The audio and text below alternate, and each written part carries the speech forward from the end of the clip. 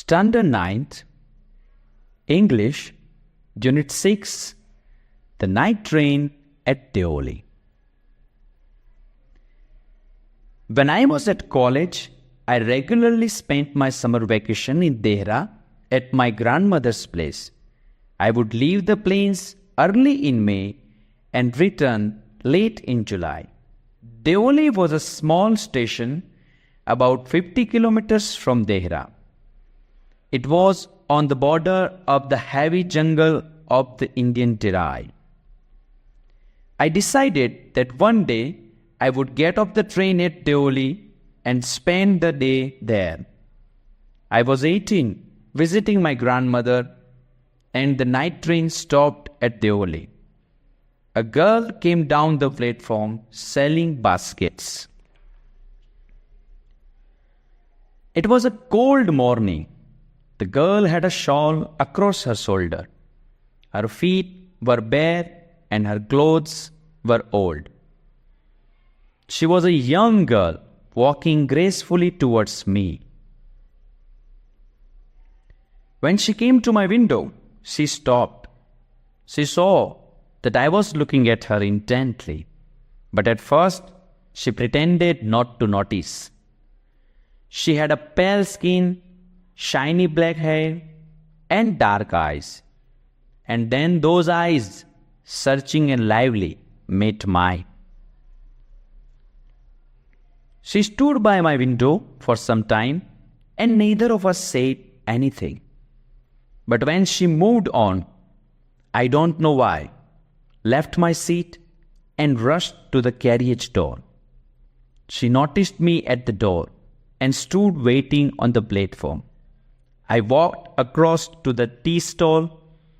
A kettle was boiling on a small fire. The girl followed me behind the stall. "Do you want to buy a basket?" she asked. "They are very strong, made of the finest cane." "No," I said. "I don't want a basket."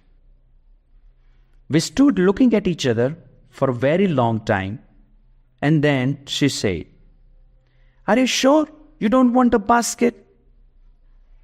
"Give me one," I said, and I took the one on the top and gave her a rupee. I wished to touch her fingers, but could not.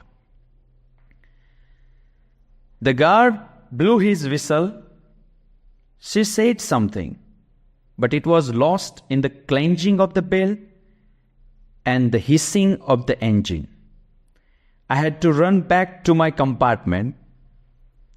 I watched her as the platform slipped away.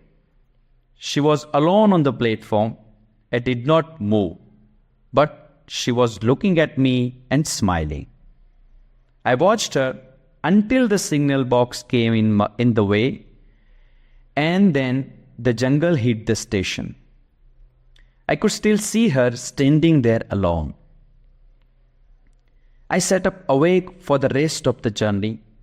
I could not forget the girl's face and her dark, bright eyes.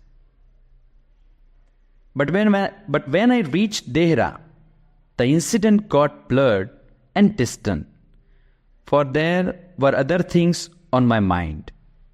It was only when I was making the return journey 2 months later that I remembered the girl. I was looking out for her as the train drew into the station, and I felt an unexpected thrill. I saw her walking up the platform. I ran to the door and waved at her. When she saw me, she smiled. She was pleased that I remembered her. I was pleased that she remembered me. She did not start selling baskets, but came straight to the tea stall. Her dark eyes were suddenly filled with light. We said nothing for some time, but we spoke without words. I felt the impulse to put her on the train there and then, and take her away with me. I could not bear the thought of watching her vanish into the darkness of the Deoli station. I took the baskets from her hand and put them on the ground. She put out her hand to take a basket, but I caught her hand and held it. "I have to go to Delhi," I said.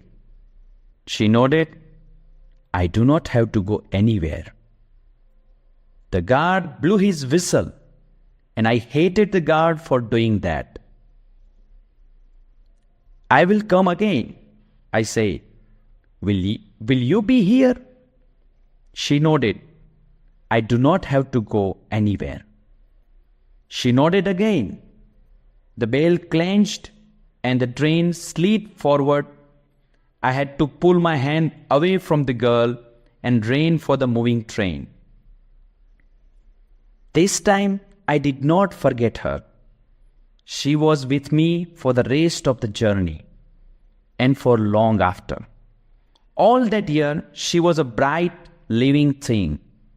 And when the college term ended, I packed in haste and left for Dehra earlier than usual. I was nervous and anxious as the train entered Deoli. I was wondering what I should say to the girl and what I should do. I was determined that I wouldn't stand helplessly before her. The train came to Deoli and I looked up and down the platform, but I could not see the girl anywhere. I opened the door and stepped off the footboard. I was deeply disappointed. I felt I had to do something, and so I ran up to the station master and said, "Do you know the girl who used to sell baskets here?" "No, I don't," said the station master.